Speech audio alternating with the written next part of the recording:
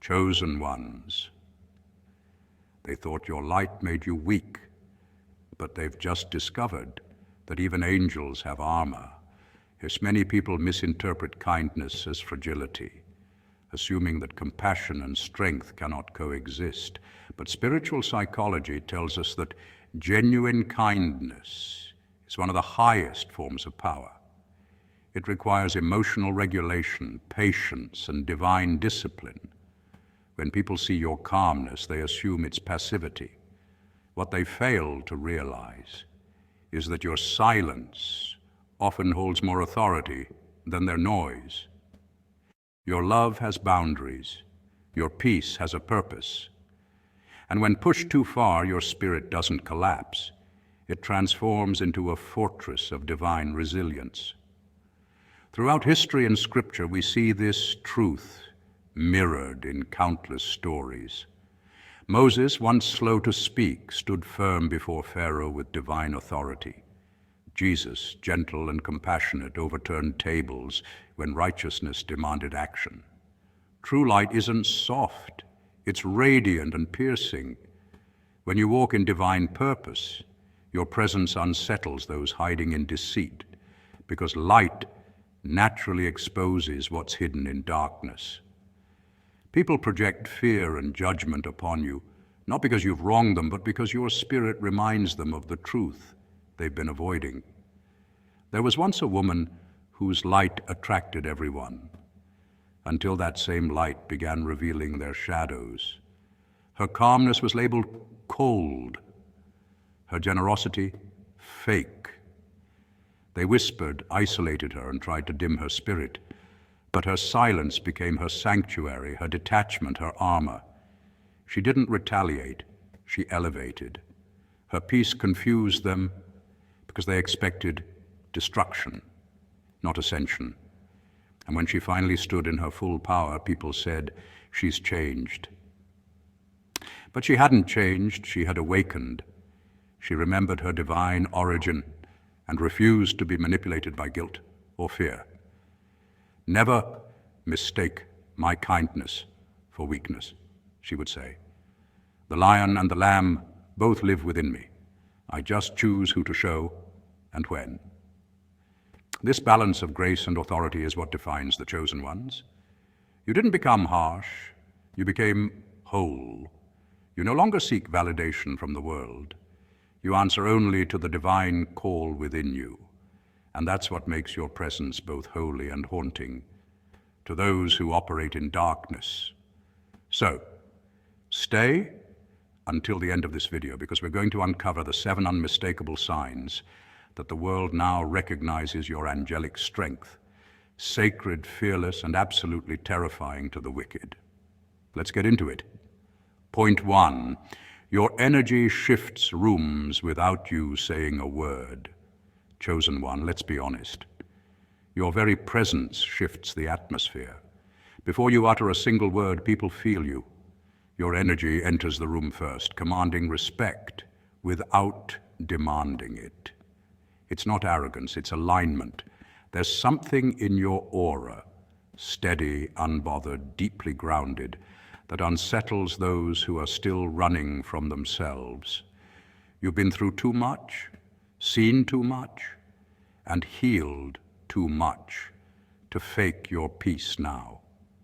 That calm confidence you carry, it's the kind that can't be bought, only earned through surviving storms that would have destroyed most.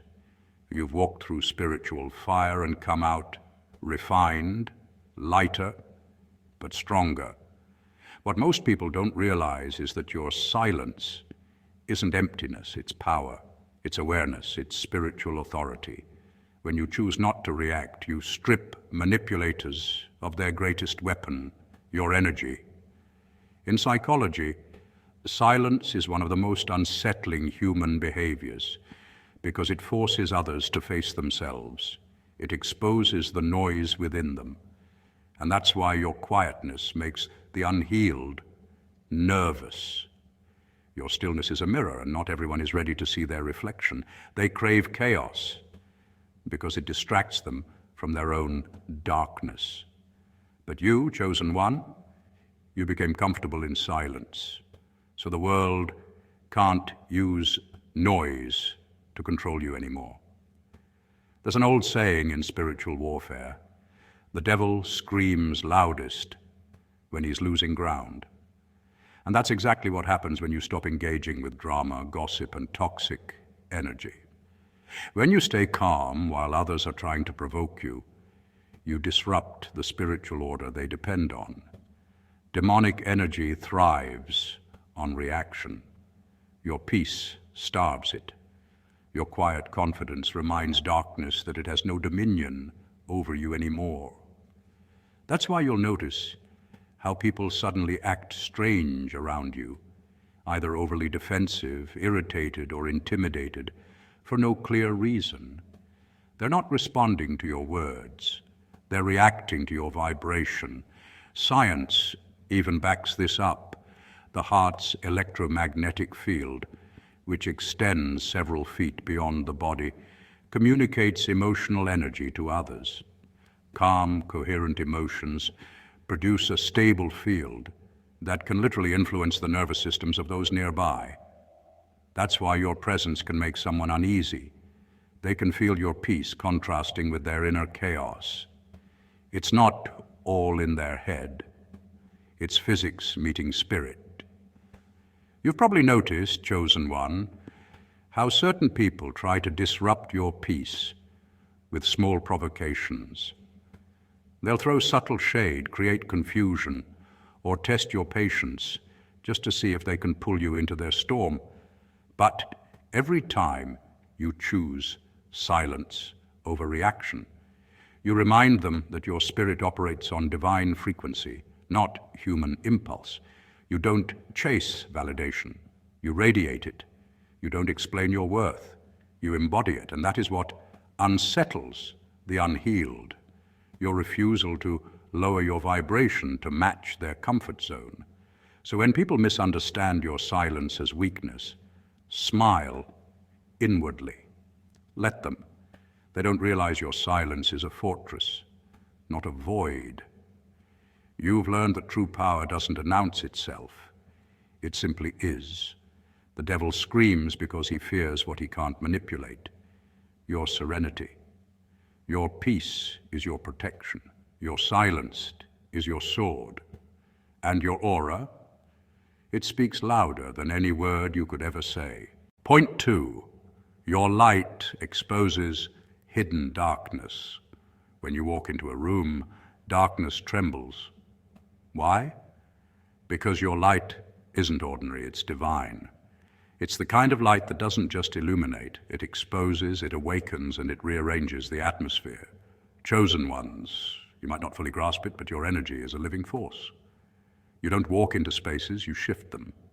You bring a frequency so pure, so uncompromising, that everything false starts to unravel in your presence.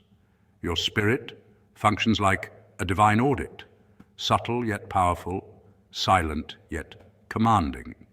And without saying a word, you reveal truths people have been running from their whole lives.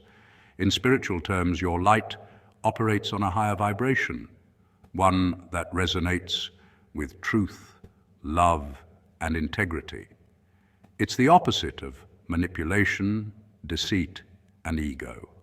When those energies come face to face with your frequency, they can't survive comfortably. Think of it like tuning forks. When one vibrates at a pure tone, others nearby begin to match its frequency. Your soul does the same thing to people. You either inspire them to rise or make them squirm under the weight of their own dishonesty.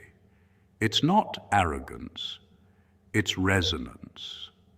And here's where it gets fascinating. Science quietly agrees. The human body emits an electromagnetic field, measurable through technologies like Kirlian photography and biofield imaging. Emotions and intentions affect this field. Studies from institutions like the HeartMath Institute show that love, gratitude, and compassion produce coherent, harmonious frequencies that can influence other energy systems nearby. Meanwhile, anger, fear, and deceit create chaotic, incoherent vibrations. So when you walk into a space centered, calm, and spiritually aligned, your energy literally alters the environment. That's why tension breaks, people shift, or hidden truths start to surface. You don't need to do anything, your energy does the talking. But this level of power comes with misunderstanding. People often misinterpret the unease you create. They might label you as too intense, too serious, or too different. What's really happening is cognitive dissonance. Their spirit feels exposed, and their ego scrambles for defense. They project, gossip, withdraw, or even attack. But it's never truly about you. It's about what your presence reflects. You're the mirror showing them the gap between who they are and who they could be. And mirrors don't lie. Chosen ones, this is why your journey feels isolating at times. You operate in truth while the world thrives on illusion. You seek depth while others chase distraction. You crave alignment, not approval. But that's your divine assignment, to be the living reminder that authenticity still exists. Your role isn't to make everyone comfortable. It's to awaken what's asleep. You weren't chosen because it's easy. You were chosen because you can carry light where others collapse under the weight of darkness. Never shrink yourself to fit in. The world doesn't need another dimmed soul trying to keep the peace. It needs bold, unfiltered truth. Your light doesn't destroy, it purifies. It dissolves what's false, bringing hidden things into the open where they can finally heal. Yes, some will resist, yes, some will leave, but the ones meant for you will rise to meet your vibration. So keep walking into rooms like you were sent there on purpose, because you were. Keep radiating the light that makes deception tremble. You are not here to be liked. You are here to remind humanity what truth feels like. And when the darkness quivers in your presence, smile, because it recognizes what it can never defeat. Point 3, you stopped begging for peace and started being the peace. There was a time when you tried to explain yourself, defend your kindness, or justify your silence. You wanted so badly to be understood, to make people see that your intentions were never rooted in arrogance or avoidance, but in peace. You thought if you just explained a little more, loved a little harder, or stayed a little longer, they would finally get you. But as time unfolded, something sacred began to shift within you. You realized that peace doesn't need to prove itself, that silence isn't weakness, it's wisdom. Now your energy speaks louder than any words ever could. When you walk into a room, your very presence says, I owe no explanations. And that, chosen one, isn't arrogance, it's spiritual evolution. You see, the more awakened you become, the less you can tolerate the noise of justification. The urge to be understood is a kind of spiritual chain, one that keeps your soul tied to other people's perceptions. Once you release that need, your peace becomes your most fluent language. True peace is not something you find out there or stay. It's something that blooms from within when you align with truth. It's not a prize given to those who earn it. It's a natural state of your soul when you remember who you really are. When you embody peace, chaos can no longer exist near you. It literally vibrates out of your life, like darkness fleeing from light. This isn't just poetic, it's scientific. Quantum physics teaches that everything in the universe vibrates at a frequency, from the smallest atom to the human heart. Even emotions carry measurable energetic vibrations. Studies inspired by Dr. David Hawkins's map of consciousness show that low-frequency emotions such as shame, anger, and guilt drag your energy field down, while higher frequencies like love, joy, and peace elevate it. When you operate at peace, you are functioning at one of the highest vibrational states a human can reach.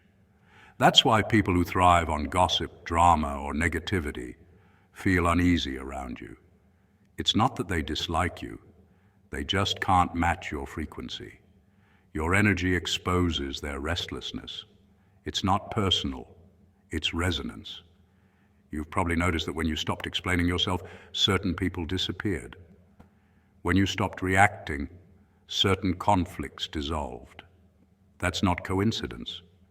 It's spiritual physics.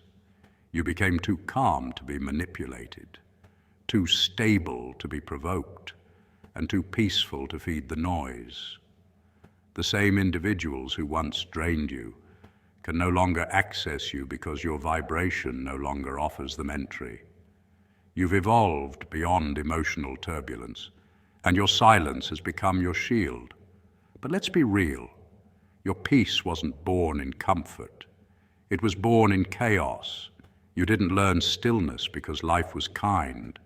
You learned it because you were forced to find refuge inside your own soul. You found peace after betrayal, after heartbreak, after realizing not everyone deserves access to your energy. Every storm you survived purified your frequency. Life wasn't breaking you, it was refining you. Each moment you chose silence over argument, detachment over reaction, and compassion over vengeance, you were mastering yourself. From a psychological standpoint, this is emotional intelligence at its highest form. It's called self-regulation, the art of maintaining inner balance regardless of what's happening around you. You no longer let external chaos dictate your inner world. People can project, provoke, or misunderstand, but your spirit stays unshaken.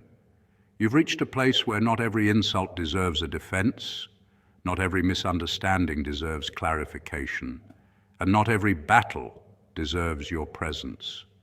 You no longer move to prove, you move to preserve. And now, your silence carries authority. Your stillness commands respect without demanding it. The unhealed may feel uncomfortable in your presence because your energy reflects their chaos back to them. But those who have also tasted peace will feel like they've finally found home. You've become a mirror for truth, calm, steady, unwavering. So no, chosen one, you haven't changed. You've returned. You've come back to the version of yourself that existed before the world taught you to explain your goodness. You've transcended the need for validation and stepped into vibration. You don't chase understanding anymore because you understand yourself. You are peace, and peace doesn't chase, it simply radiates. Point 4, you forgave them, but never went back. Forgiveness doesn't mean foolishness, it means freedom. When you reach that level of understanding, you're no longer reacting from pain, you're responding from power. Most people think forgiveness is about letting someone off the hook. But for the chosen ones, it's deeper than that. Forgiveness is not weakness, it's wisdom. It's the act of saying, you no longer have access to my energy. You see, the moment you forgive, you reclaim control over your spirit. The one who hurt you may still live in chaos, but you move in peace, and that peace is your silent revenge. When you forgive someone who tried to harm you, it confuses them. They expect you to fight, to expose, to stoop to their level. They built entire narratives in their minds where you'd beg, break, or lash out, but you didn't. You went quiet, and that silence is not empty, it's divine. It speaks louder than any argument, louder than any clapback. It says, God saw what you did, and I don't have to. Silence is divine justice. It doesn't come from ego. It comes from understanding that karma doesn't need your help. It runs on its own schedule. Forgiveness, in spiritual truth, is a vibrational shift. When you let go of resentment, your frequency rises. Studies in psychology even show that forgiveness lowers stress, improves heart health, and boosts emotional well-being. But for the chosen ones, it's more than science. It's sacred. Because when you hold on to pain, it chains your spirit to what hurt you. The energy of bitterness becomes a cage. But when you release it, you rise. You become untouchable. That's why your enemies can't stand it. They expected your downfall, not your evolution. You didn't need to destroy them. Your absence did. Sometimes the loudest punishment is distance. God removed you from the battlefield because he already won the war. That's the part people don't understand. Your silence was not surrender, it was strategy. You left, not because you were weak, but because the fight was beneath your calling. You see, when God elevates you, he doesn't announce it with fireworks. He separates you quietly. He takes you out of environments that can't handle your anointing. And that's what terrifies them the most. You walked away and somehow they still lost, because they realized it wasn't your words that held power. It was your presence. When you left, the energy shifted. Their gossip lost flavor, their lies lost audience, their plans lost purpose. You were the light that made their shadows visible, and when you left, they had to face their own darkness. Chosen one, your ability to forgive is your divine superpower. It disarms those who live off conflict. It breaks generational cycles of revenge and replaces them with divine order. It's not about pretending nothing happened. It's about knowing God saw everything and trusting his justice. You didn't forgive because they deserve peace. You forgave because you deserved it. So, never mistake your calm for cowardice. Your silence is a weakness, your grace for naivety. You chose peace over pettiness, and that's something most people will never understand. You're not letting them win. You're choosing not to play their game, because in the end, forgiveness doesn't mean they got away with it. It means you got away from it, and that's the real victory. Point 5, you've mastered the art of detachment. Let's talk power, real power, not the kind that comes from dominance, manipulation, or being the loudest in the room. I'm talking about the quiet, unshakable power that comes from surrender, the kind that makes people wonder, how are they still standing after everything? True power isn't about control, it's about trust. It's trusting that what's meant for you will never require you to beg, chase, or shrink yourself. You reach a point in your journey where validation feels cheap, approval feels unnecessary, and peace, authentic, unbothered peace, becomes the only currency that matters. That's when you realize detachment isn't coldness, it's divine protection. See, when you're chosen, the universe will train you to stop clinging to what drains you.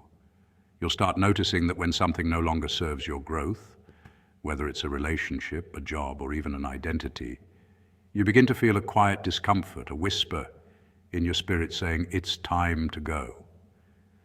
Most people ignore that whisper because they're afraid of losing. But chosen ones, you learn that losing isn't punishment, it's preparation. Every door that closes is redirecting you to something greater, and every person who exits is making space for the energy that truly matches yours. But here's the twist. When you finally walk away, those who once underestimated you start panicking. They don't understand how someone can lose everything that looks stable, friends, opportunities, comfort, and still glow like they've just been upgraded. They see you detach with peace, not bitterness, and it confuses them.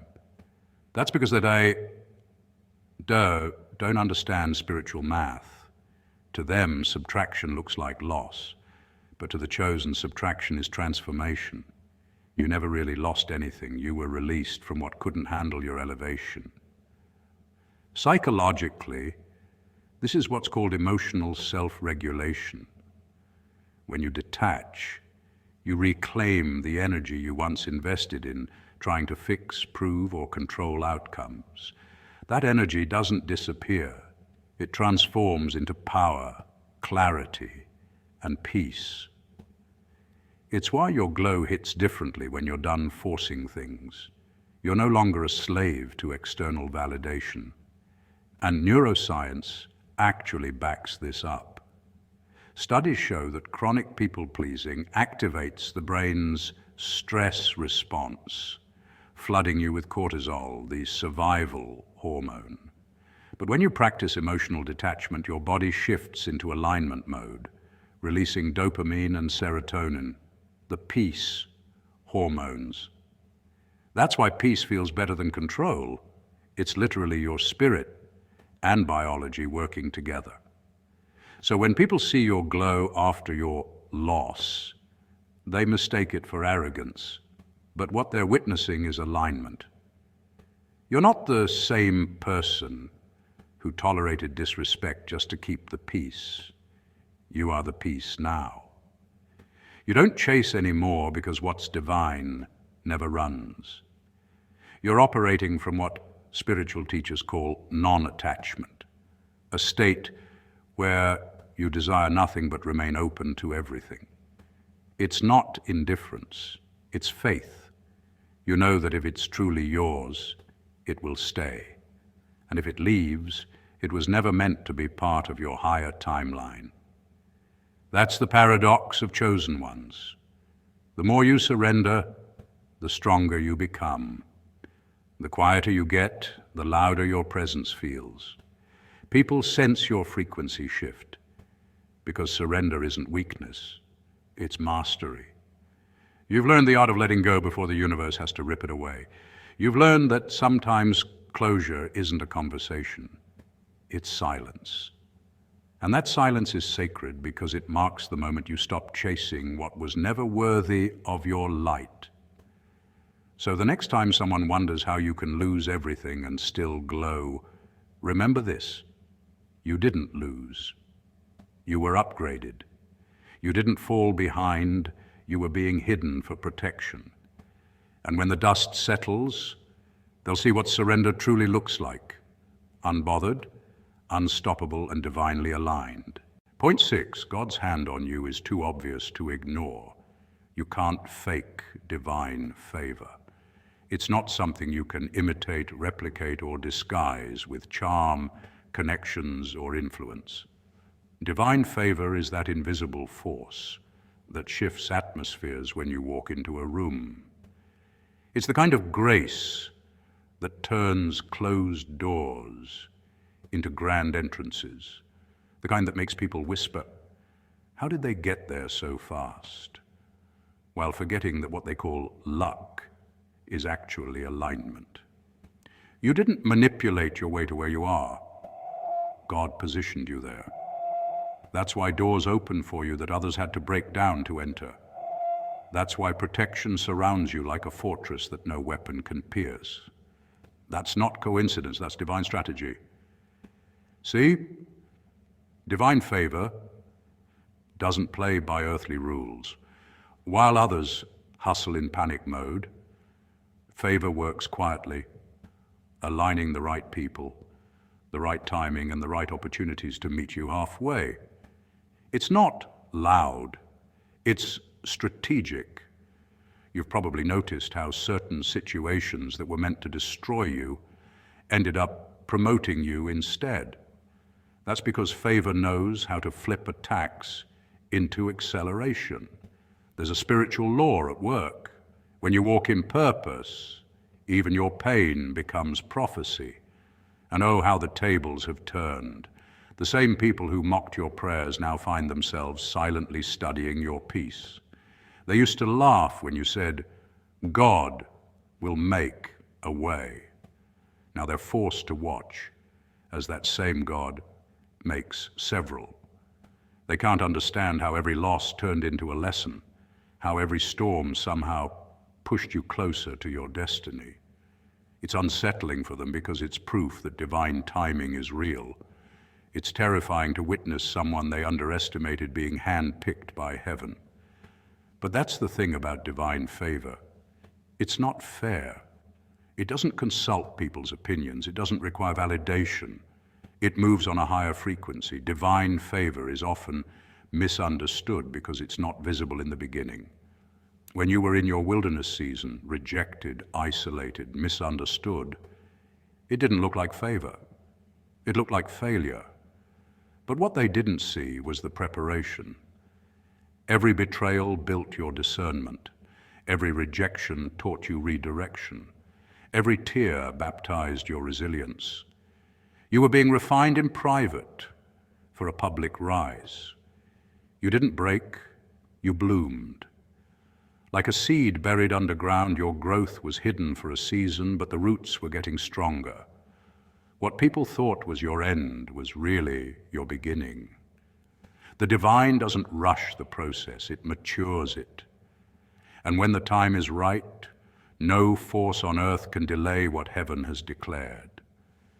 Now the same people who once walked away from you are trying to figure out how you're still standing, stronger, wiser, anointed. They're realizing that your peace was never weakness, it was power, that your stillness wasn't confusion, it was obedience. You were never fighting for attention, you were waiting for alignment. And now, every blessing, every breakthrough, every miracle that follows you is proof of what divine favor looks like when it's fully activated. So never apologize for your glow up, your success, or your peace. You paid for that favor with patience, with faith, with nights of crying and mornings of surrender. What's happening now isn't random, it's divine recompense. The storm didn't destroy you, it revealed you. You are living proof that when God says it's your time, no weapon, no hater, no delay, and no demon can stop it. Your story is the evidence that divine favor cannot be faked. It can only be earned through endurance and revealed through grace. Point 7. Your power is holy, not harmful. Here's what confuses them the most.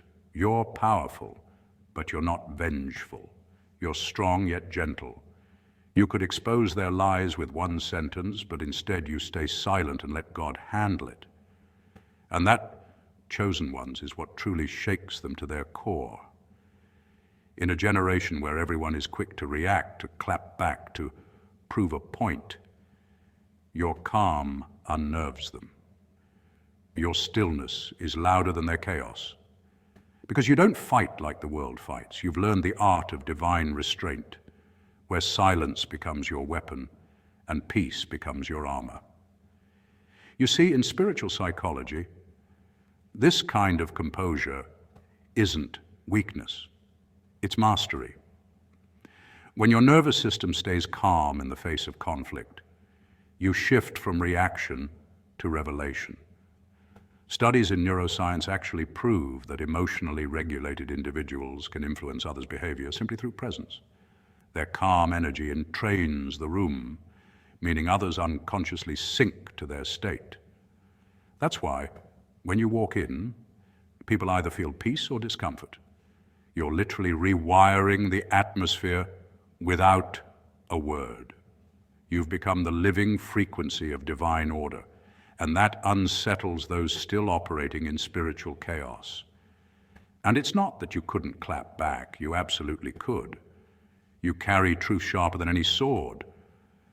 But you've learned something the world still doesn't understand. When you speak from ego, you lose power. When you move from spirit, everything aligns. Your silence isn't about avoiding conflict. It's about letting divine justice reveal itself. You've realized you're not called to chase revenge because the law of cause and effect never fails. Energy doesn't die, it returns home. That's why the same people who laughed at your pain are now wrestling with invisible battles. It's not punishment, it's reflection. The energy they sent toward you simply returned, multiplied by the power of divine law. You became a test in human form. People's treatment of you revealed their heart's condition. Some failed miserably, not because you wished it, but because they touched something sacred without understanding it. You were never just another person. They crossed paths with a vessel of purpose. That's why your restraint carries so much weight in the spiritual realm. Every time you refused to retaliate, you passed a spiritual exam that most people don't even know exists. You didn't just hold your tongue, you held your vibration. You chose faith over fury. That's not passivity, that's spiritual intelligence. And look at the irony. Those who once tried to expose you are now exposed by their own deeds. Those who mocked you now whisper your name with regret.